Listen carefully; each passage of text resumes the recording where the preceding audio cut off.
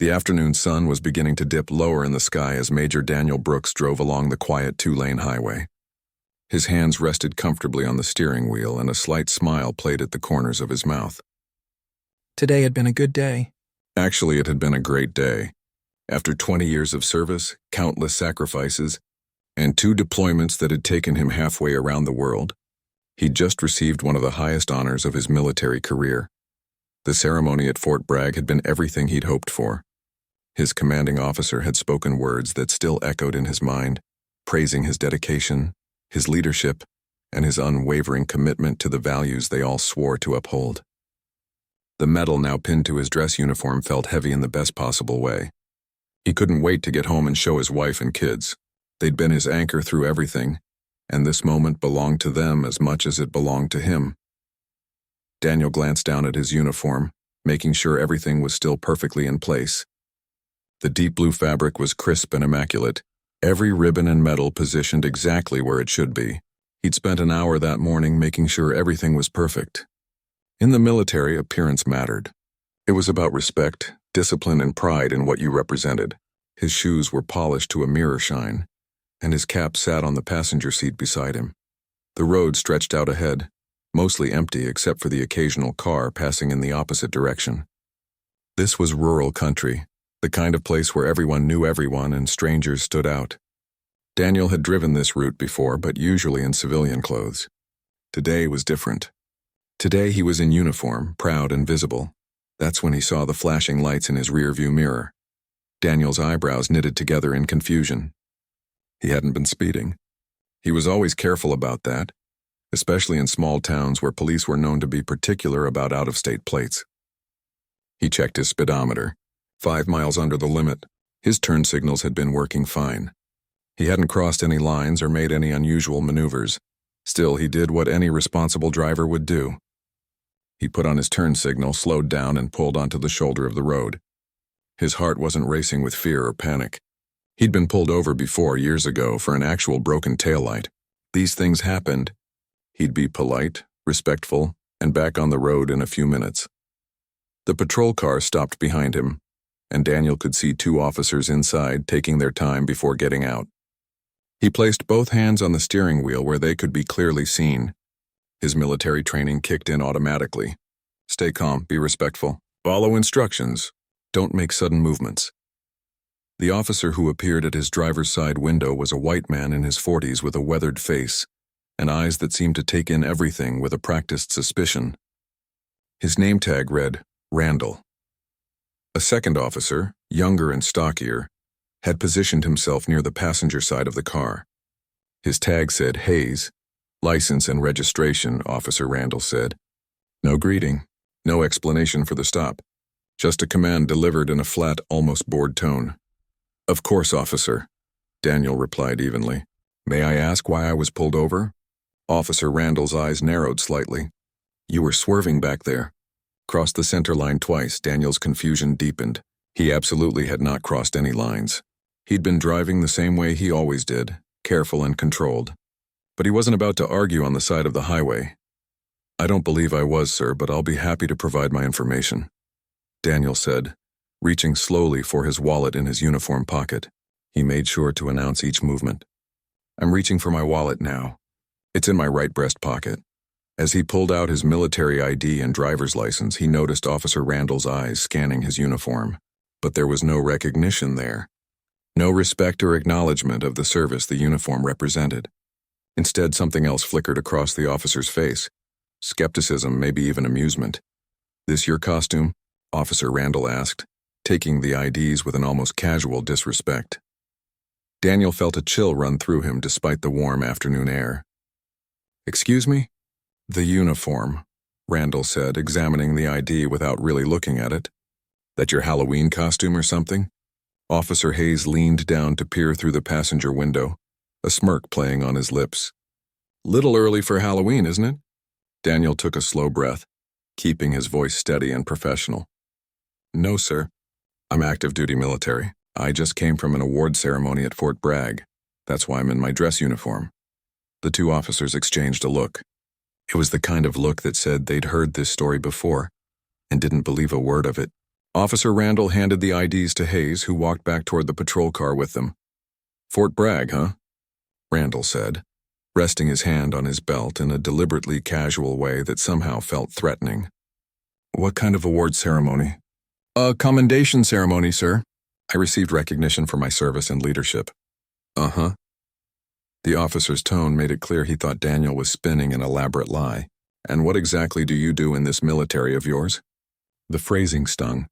This military of yours, as if Daniel's service was something pretend, something separate from the real military this officer might respect. "I'm a major, sir. I've served for 20 years, including 2 combat deployments." Officer Randall's eyebrows rose in mock surprise. "A major? Well, that's pretty impressive for someone who looks like they just bought that uniform off the internet." The words hung in the air like poison. Daniel felt his jaw tighten, but he maintained his composure. He'd faced hostile situations before, had been trained to stay calm under pressure far more intense than this. But there was something particularly degrading about being questioned like this on American soil. In his own country, wearing the uniform he'd earned the right to wear through years of sacrifice. "Sir, my credentials are valid. You're welcome to verify them through the proper military channels." "Oh, we'll verify them all right," Randall said. He stepped back from the car and his voice turned harder, more authoritative. "Step out of the vehicle, please, and may I ask why?" "Because I'm telling you to." "Step out of the vehicle now." Daniel complied, moving slowly and deliberately. As he stood beside his car in full dress uniform, metals gleaming in the afternoon sun, he felt exposed in a way that had nothing to do with physical danger. This was a different kind of vulnerability.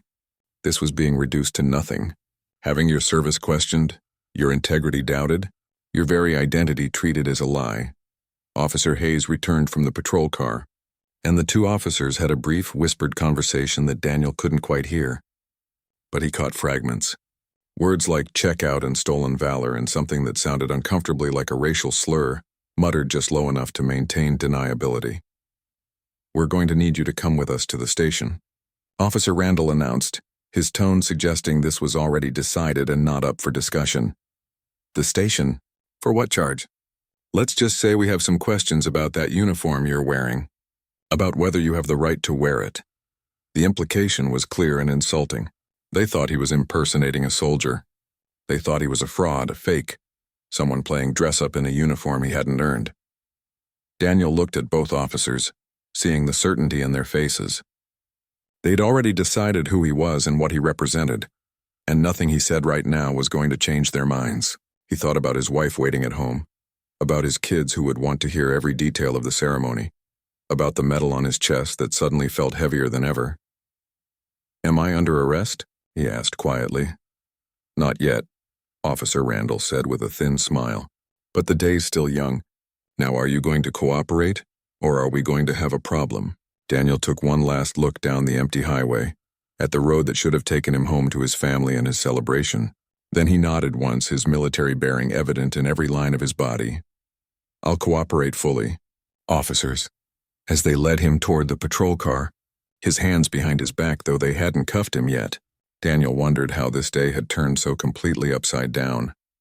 Just hours ago, he'd been honored for his service. Now he was being treated like a criminal for wearing the uniform he'd earned the right to wear.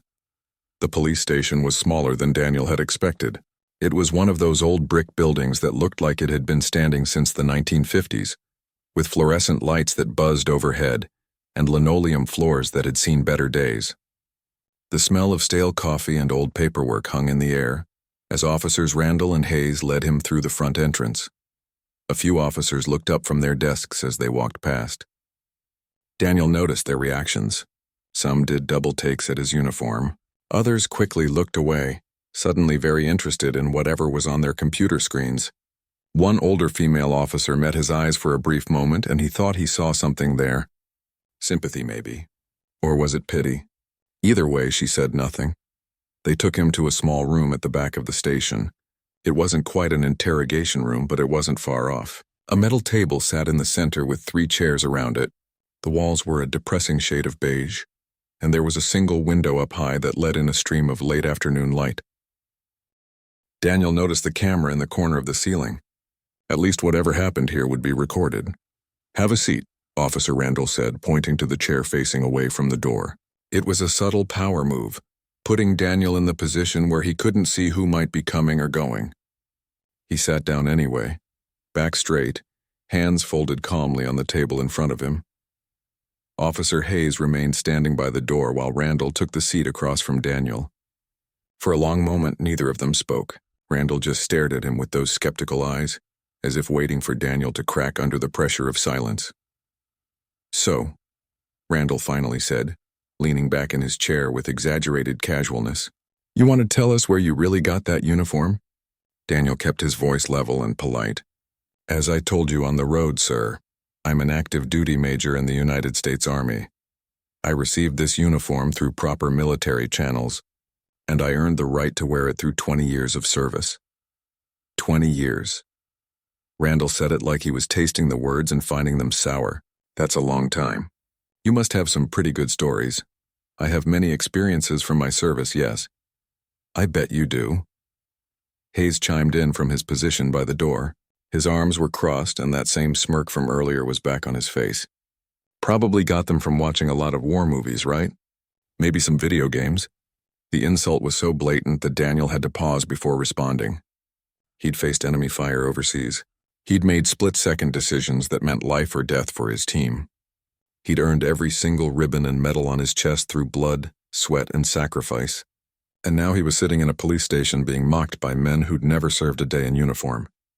"Gentlemen," Daniel said carefully, "I understand you may have concerns, but this can all be resolved very quickly. If you contact my commanding officer or even check with the military personnel database, you'll find that everything I'm telling you is accurate." Randall leaned forward, resting his elbows on the table. "Here's the thing. We get people like you coming through here all the time. Guys who think wearing a military uniform will get them respect they haven't earned. Stolen valor, they call it. It's a federal crime, you know that? I'm aware of the law, sir. And I'm also aware that I'm not violating it. We'll see about that." Randall stood up and walked over to Daniel. "Stand up." Daniel rose from his chair, maintaining his military bearing despite the growing humiliation of the situation.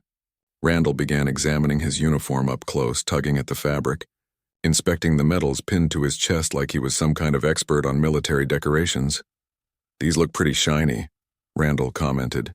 "Almost too shiny, like maybe they came from a costume shop." Hayes laughed from his position by the door. It wasn't a friendly laugh. It was the kind of laugh that told Daniel these men were enjoying this, that they'd already decided he was guilty and were just playing with him now. The door opened and two more officers walked in. One was an older man with gray hair and a beer belly that strained against his uniform shirt. The other was younger, maybe in his late 20s, with dark hair and a nervous energy about him. His name tag read Martinez. "This the guy?" the older officer asked. "Yep," Hayes responded. "Claims he's a major. 20 years of service. The whole 9 yards." The older officer looked Daniel up and down with barely concealed contempt. "Doesn't look like any major I've ever seen." Daniel felt something inside him tighten. He knew exactly what that comment meant. He'd heard variations of it his entire life in 100 different contexts. The implication that he didn't fit their image of what a military officer should look like. The unspoken suggestion that someone who looked like him couldn't possibly have earned the rank and honors his uniform displayed. Officer Martinez, the younger one, seemed different from the others. He stood back, watching the scene unfold with an expression that Daniel couldn't quite read. Discomfort, maybe, or uncertainty. But like everyone else, he said nothing. "We're going to need to process you," Randall announced. "Fingerprints, photos, the works." "Process me for what charge?" Daniel asked. "You haven't told me what crime I'm supposed to have committed." "Suspicion of impersonating a military officer." "That good enough for you?" It wasn't a real charge, not yet. But Daniel knew how this worked. They were trying to intimidate him, to see if he'd break down and confess to something he hadn't done, or maybe they just enjoyed the power trip of bringing down someone they thought was putting on airs. Over the next hour, Daniel was subjected to the kind of treatment normally reserved for actual criminals. They took his fingerprints, smudging ink across his hands while making jokes about whether his medals would wash off too. They photographed him from every angle, including humiliating close-ups of his uniform and medals. At one point, Randall even suggested they strip search him to make sure he wasn't hiding any other fake military items. Through it all, Daniel maintained his composure. Years of military discipline had taught him how to endure discomfort and disrespect without losing control. But inside, something was breaking. Not his spirit exactly, but his faith in a system he'd devoted his life to protecting. He thought about his deployments overseas, about the times he'd put his life on the line for this country. He remembered the faces of the soldiers under his command, young men and women who'd trusted him to lead them through impossible situations. He thought about the flag he saluted every morning and the oath he'd taken to defend it, and now he was being treated like a criminal in his own country while wearing the uniform that represented all of those sacrifices. Officer Martinez caught his eye at one point. The young officer looked away quickly, but not before Daniel saw something there. Guilt, maybe, or shame at what he was witnessing, but feeling powerless to stop. "This is ridiculous," Daniel finally said as they finished photographing him. "I've given you my information. I've cooperated with every request. I'm asking again that you contact my commanding officer or check the military database to verify my identity." Randall waved his hand dismissively. "We'll get around to it. Right now we're still investigating." "Investigating what? What evidence do you have that I've done anything wrong?" "The evidence is right there on your chest," Hayes said, pointing at Daniel's medals. "Nobody earns that many decorations, especially not someone like you." There it was again. Someone like you. The words they wouldn't say directly but couldn't help implying. Daniel took a deep breath, forcing himself to stay calm. "I need to make a phone call." Randall raised an eyebrow. "Oh, you need to make a phone call? What, are you a lawyer now too?" "I'm entitled to a phone call. That's basic procedure." The officers exchanged glances. Daniel could see them weighing their options. They'd been having fun with this, but denying him a phone call would cross a line that even they seemed reluctant to cross. "Fine," Randall said finally. "One call. Make it quick." They led him to an old desk phone in the corner of the room.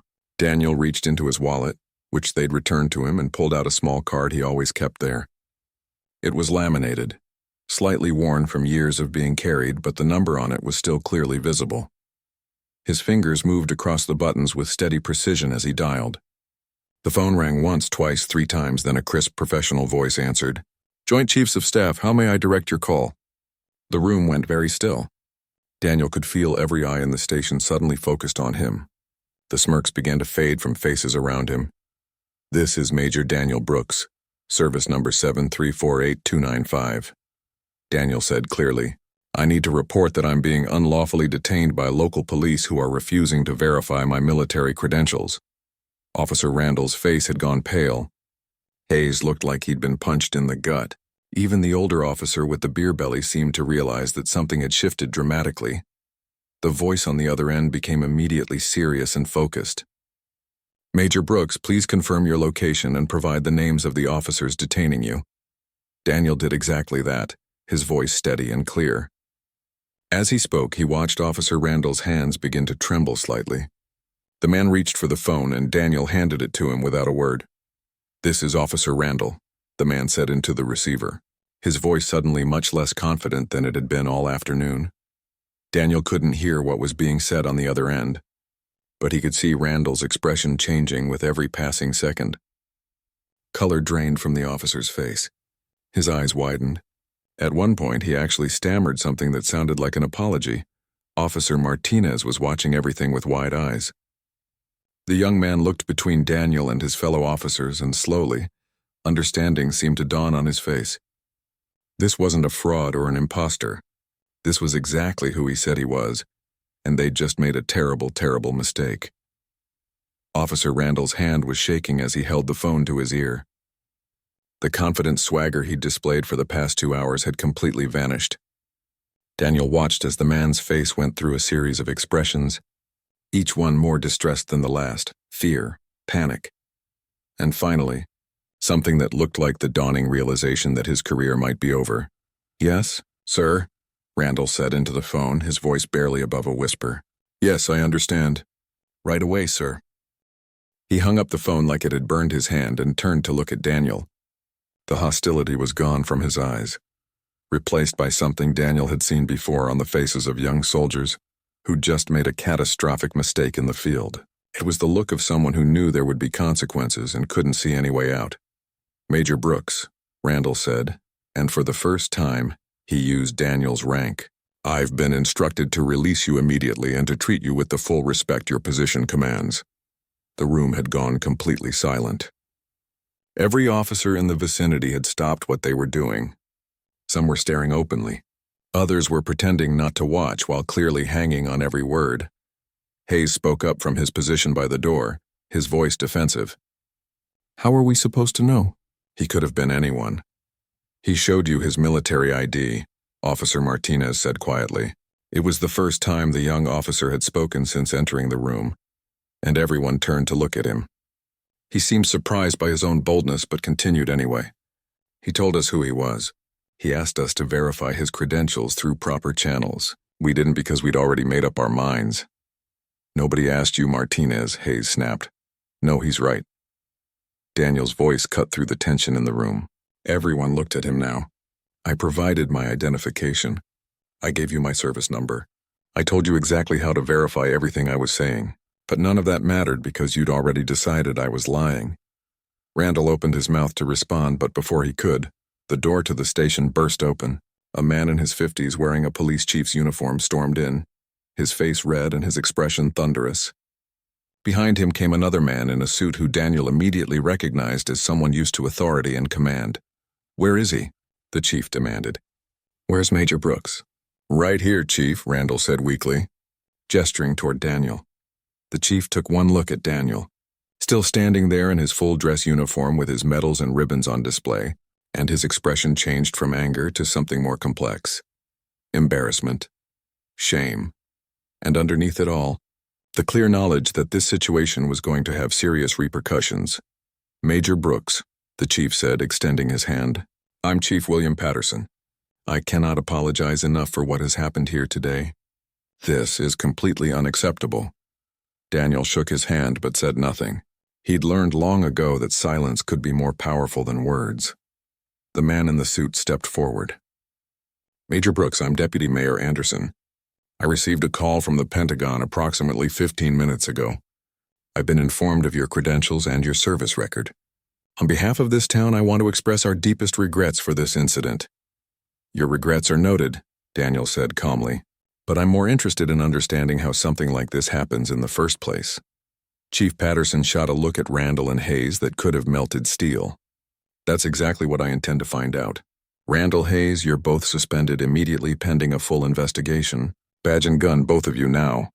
Hayes started to protest. "Chief, we were just doing our jobs. We pulled him over for a traffic violation and—" "A traffic violation?" Daniel interrupted, his voice still calm but with an edge to it now. "I wasn't speeding. I wasn't swerving. I didn't cross any lines. You pulled me over, looked at me in this uniform, and decided I must be a criminal. Then you brought me here, mocked my service, humiliated me, and refused to do the basic police work of verifying the information I gave you. We had reason to suspect," Randall began. "You had reason to suspect what?" Daniel's composure finally cracked just slightly, and the full weight of his 20 years of military command came through in his voice. "That a black man in a military uniform with proper identification and a service number couldn't possibly be who he said he was." "That's what you suspected?" The room went dead silent. Nobody wanted to say the words out loud, but everyone knew the truth that hung in the air between them. Officer Martinez cleared his throat. "Sir, if I may." He looked at Daniel, and there was genuine remorse in his eyes. "You're right. I stood here and watched it happen, and I said nothing. I knew it was wrong. I could see what was happening. But I was afraid to speak up because I'm new here and I didn't want to make waves. That makes me just as guilty as them." Daniel studied the young officer for a long moment. There was something different about this one. Something that reminded him of soldiers he'd commanded who'd made mistakes but learned from them. "At least you're honest about it," Daniel said. "That's more than I can say for the others." Chief Patterson was already on his phone, barking orders at someone on the other end. "I want every piece of footage from the patrol car cameras and the station cameras from the past 3 hours. I want written statements from everyone who was on duty, and I want them on my desk within the hour." He ended the call and turned back to Daniel. "Major Brooks, I know an apology isn't enough. but I want you to know that this department will face serious consequences for what happened here today. This isn't who we are, and it's not what we stand for, isn't it? Daniel asked quietly. Because from where I'm standing, it seems like exactly what you stand for. Or at least what some of your officers stand for. The deputy mayor stepped in, clearly trying to do damage control. Major Brooks, I understand you're upset and you have every right to be. But I hope you'll give us the opportunity to make this right. Make it right. Daniel's voice rose slightly. I served this country for 20 years. I've been deployed to war zones where people were actively trying to kill me. I've led soldiers through situations that would give most people nightmares. I've earned every piece of cloth and metal on this uniform through sacrifice and dedication. And today on American soil in the country I swore to protect, I was treated like a criminal for wearing it. How exactly do you make that right? Nobody had an answer to that. Daniel took a deep breath, forcing himself back to that calm, controlled place. I want to file a formal complaint. I want everything documented. Every word that was said, every action that was taken. I want it on record. Absolutely, Chief Patterson said.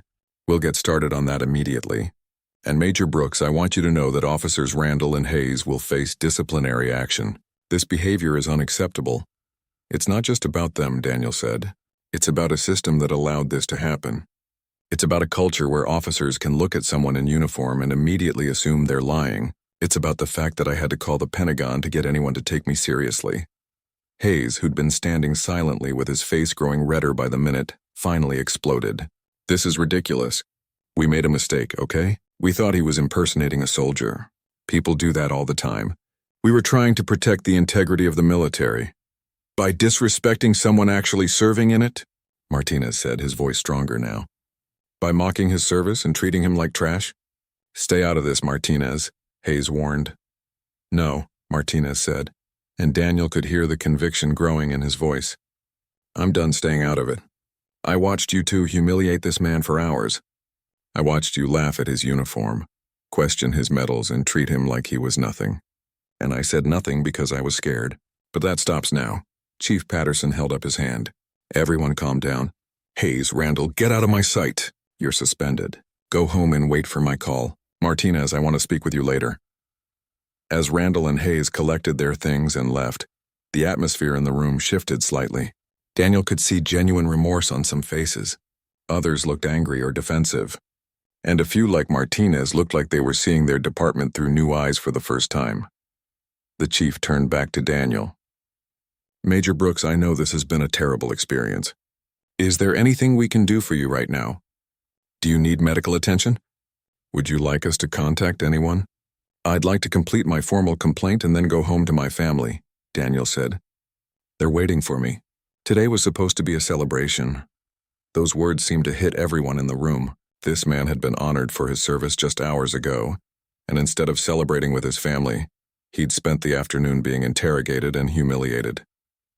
Of course, the chief said quietly. I'll personally handle your complaint. Please come to my office. As they walked through the station toward the chief's office, Daniel noticed something. Officers who'd been laughing or smirking earlier now looked away. Some seemed ashamed. Others looked angry but not at him anymore. The dynamic had shifted completely. Outside, through the station windows, Daniel could see something that made him pause. News vans were pulling up in the parking lot. Reporters with cameras were setting up. Somehow word had gotten out. The deputy mayor saw them too and cursed under his breath. How did the media find out about this already? Daniel had a pretty good idea. When you call the Pentagon and report being unlawfully detained, people talk, and in a small town like this, news traveled fast. This is going to be everywhere by tonight, the deputy mayor muttered. Daniel looked at him steadily. Good, maybe it should be. As they reached the chief's office, Daniel took one last look back at the main room of the station. Officer Martinez was standing there watching him. When their eyes met, the young officer nodded once. It was a small gesture, but Daniel returned it.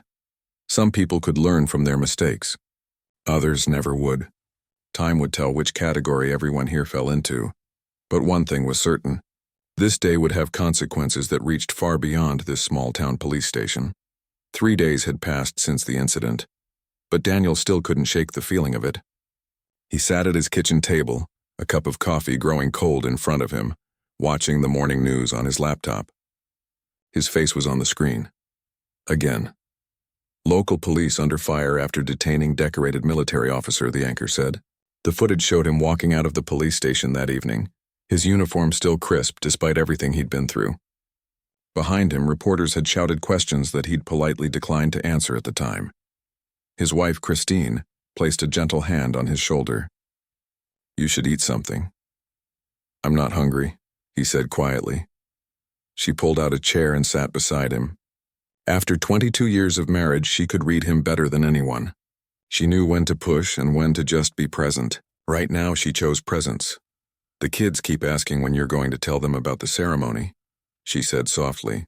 "About the medal." Daniel looked down at his hands. The ceremony felt like it had happened a lifetime ago, not just 3 days. The pride and joy he'd felt that afternoon had been completely overshadowed by what came after. "I know I will. I just need a little more time." The truth was, he couldn't think about the ceremony without thinking about the police stop.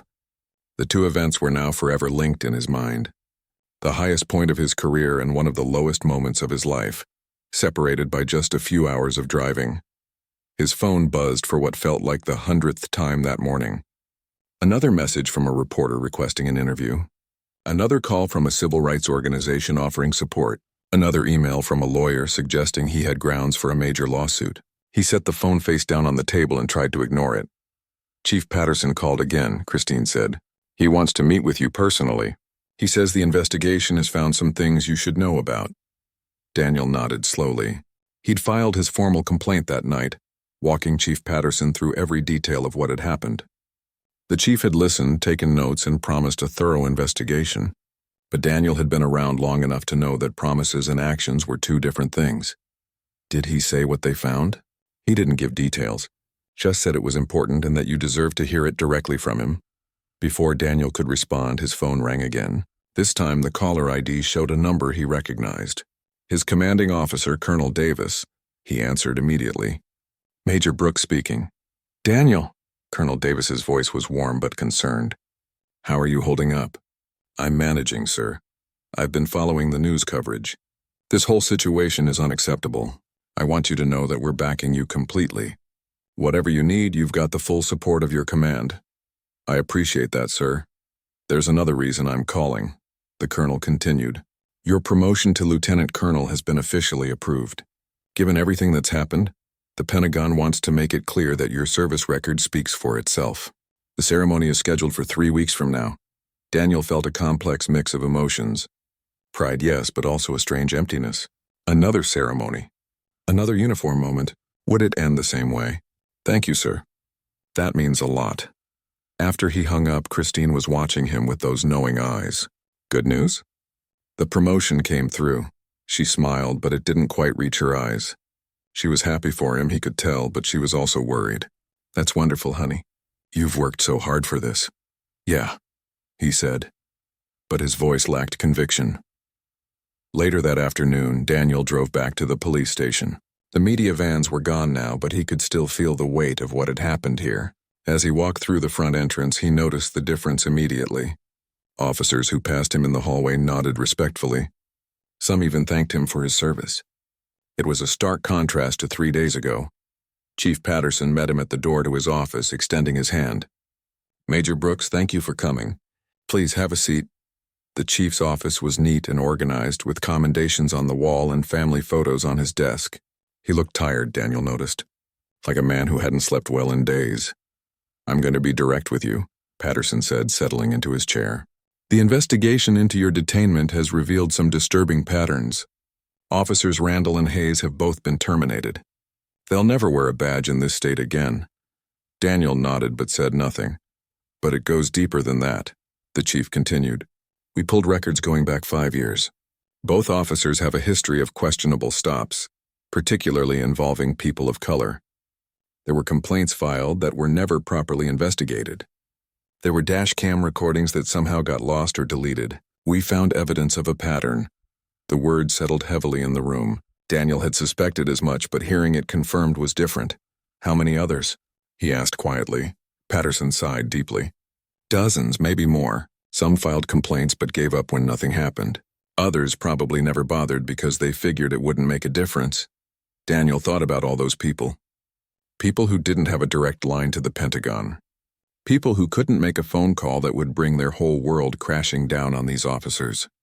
People who'd been humiliated, harassed, or worse and had no recourse. What happens now? Daniel asked. The department is under federal investigation. The Justice Department got involved as soon as your case hit the news. They're looking at everything. Practices, policies, hiring, training. We're going to be under a microscope for a long time. And honestly, we should be. Patterson leaned forward, his expression earnest. Major Brooks, I know you've been contacted by lawyers. I know you could file a lawsuit that would cost this town millions. And you'd be completely justified in doing so. But I'm asking you to consider something else. Daniel raised an eyebrow. What's that? Help us fix this. Not just here, but everywhere. Your story has gotten national attention. People are listening. You have a platform now to make real change. We want to work with you to develop new training programs, new policies. We want to bring you in to teach officers about implicit bias, about proper procedures, about what it means to serve and protect everyone. Daniel sat back in his chair, processing this. You want me to train the same department that treated me like a criminal? I want you to help make sure it never happens to anyone else, Patterson said firmly. Look, I know it's a lot to ask. I know you have every right to walk away and never look back. But you're a leader, Major. That's what you do. You make things better. Before Daniel could respond, there was a knock at the door. Officer Martinez poked his head in nervously. Chief, I'm sorry to interrupt, but Major Brooks, could I speak with you for a moment? Daniel glanced at Patterson, who nodded. We can finish this conversation later. Martinez led Daniel to a quiet corner of the station. The young officer looked uncomfortable, shifting his weight from foot to foot. I wanted to apologize again, Martinez said, and to thank you. Thank me for what? For not letting me off the hook. When you said I was just as guilty for staying silent, that hit me hard. I went home that night and couldn't sleep. I kept thinking about all the times I'd seen things that didn't sit right with me but didn't say anything. Because I was new. Because I wanted to fit in, because I was scared. Daniel listened quietly. I talked to the chief, Martinez continued. I told him about other incidents I'd witnessed but never reported. Small things, mostly. Traffic stops that seemed targeted. Rough treatment that seemed excessive. Comments that were inappropriate. I gave him names, dates, everything I could remember. That took courage, Daniel said. It took you getting humiliated for me to find it. That's not courage. That's shame finally outweighing fear. Martinez looked directly at Daniel now. But I'm not going to be silent anymore. I'm going to be the kind of officer I should have been from the start. The kind who speaks up when something's wrong, even if it makes me unpopular. Daniel studied the young officer for a moment. He saw genuine remorse there. But more than that, he saw determination. He'd seen that same look in young soldiers who'd made mistakes but were committed to being better. The fact that you recognize your mistake and want to do better, that matters. Daniel said, that's how change actually happens. Not through one big moment, but through hundreds of small decisions to do the right thing even when it's uncomfortable. Martinez nodded, looking relieved. If you do decide to help with the training program the chief mentioned, I want to be part of it. I want to learn, and I want to help teach others. After Martinez left, Daniel stood alone in the hallway for a moment. Through the windows, he could see the parking lot where he'd been brought in that day. He could almost see himself being led inside, still maintaining his dignity despite the humiliation. But he could also see something else now, an opportunity. A chance to turn his worst day into something meaningful. A chance to make sure that others wouldn't have to go through what he'd experienced. His phone buzzed again. Another message, but this time it wasn't from a reporter or lawyer. It was from Christine. Whatever you decide, I'm with you. Love you. Daniel smiled for the first time in 3 days. He typed back a quick response, then headed back toward the chief's office. He had an answer to Patterson's question, but first he needed to set some conditions. If he was going to help fix this broken system, it was going to be done the right way. His way. With full transparency, real accountability, and genuine commitment to change. As he walked through the station, he thought about all the people who'd been treated unfairly by these officers, all the complaints that had been ignored, all the voices that had been silenced. Maybe he couldn't change everything. Maybe he couldn't fix every broken system or reform every bad department. But he could start here.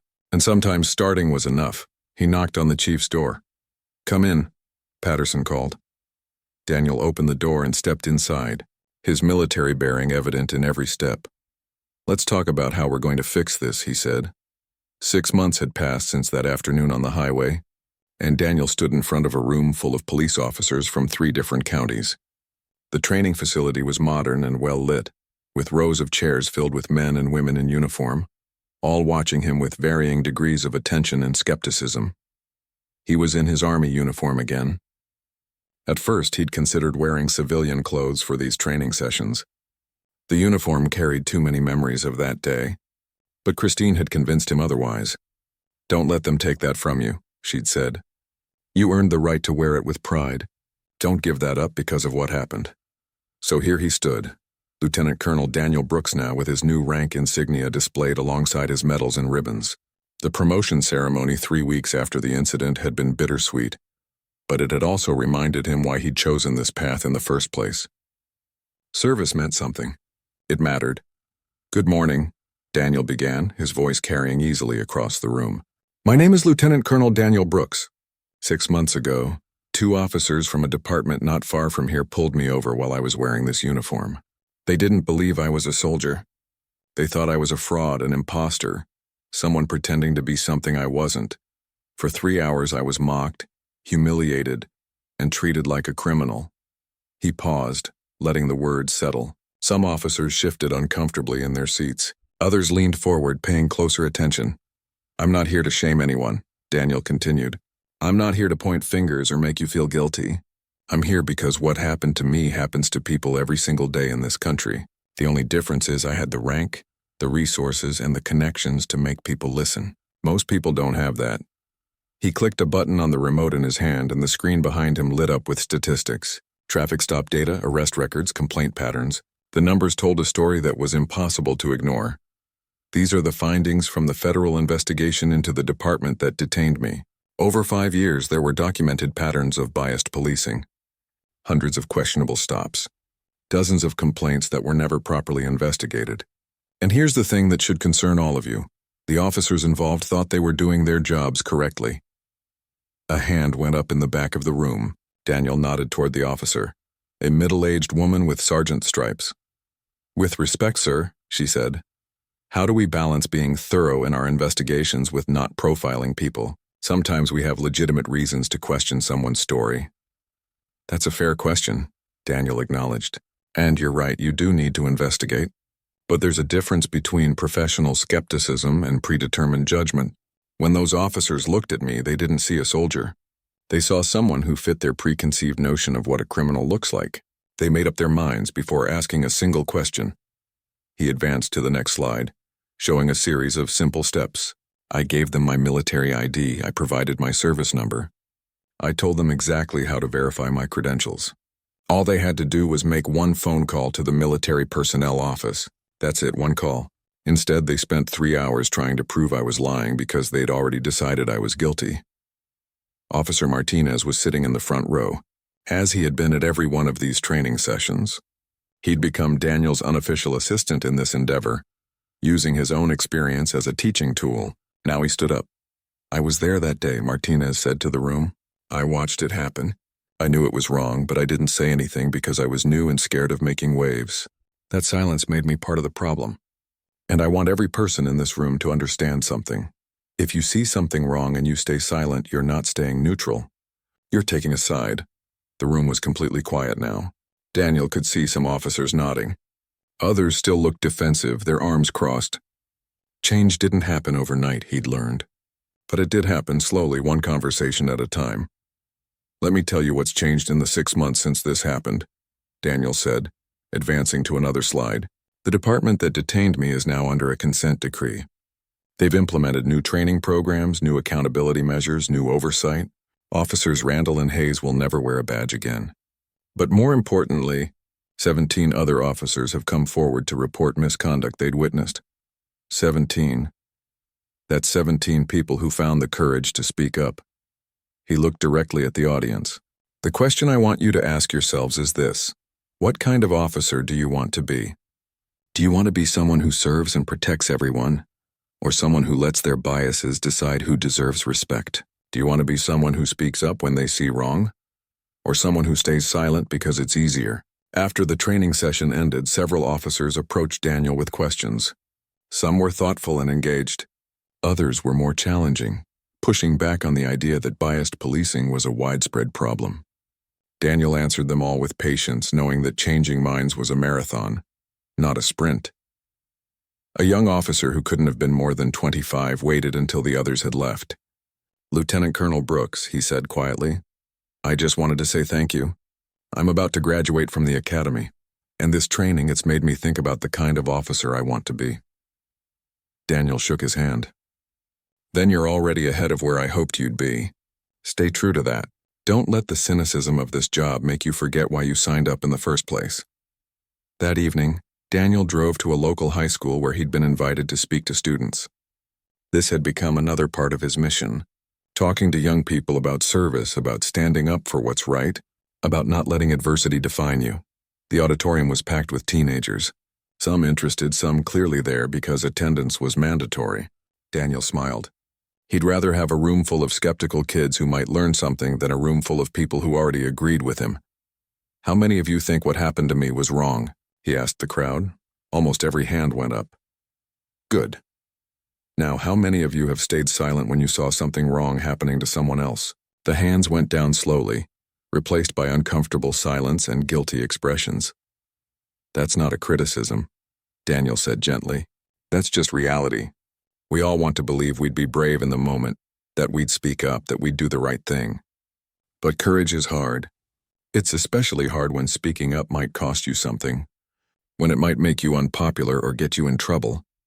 He told them his story, not just about the police stop, but about his years in the military, about the times he'd had to make difficult decisions, about the moments when he'd been scared but pushed through anyway, about the importance of treating everyone with dignity and respect.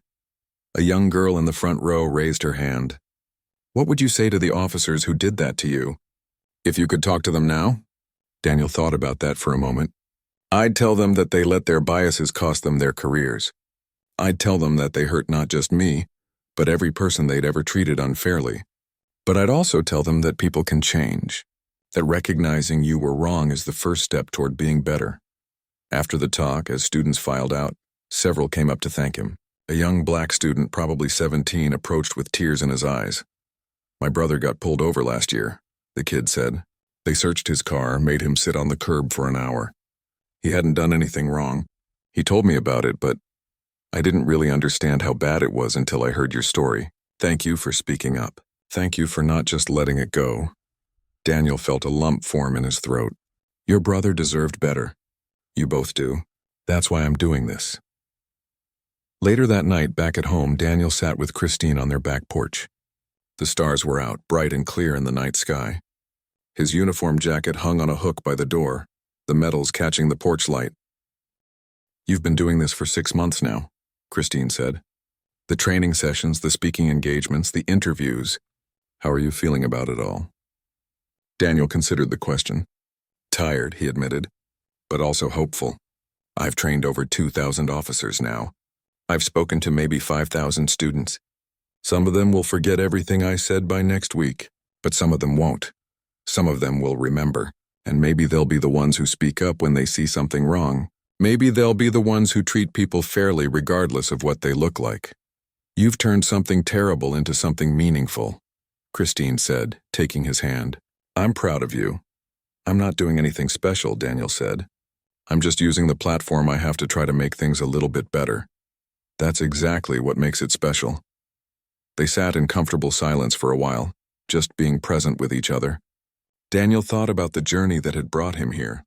From that ceremony at Fort Bragg, to the humiliation on the side of the road, to this moment where he was actively working to create change.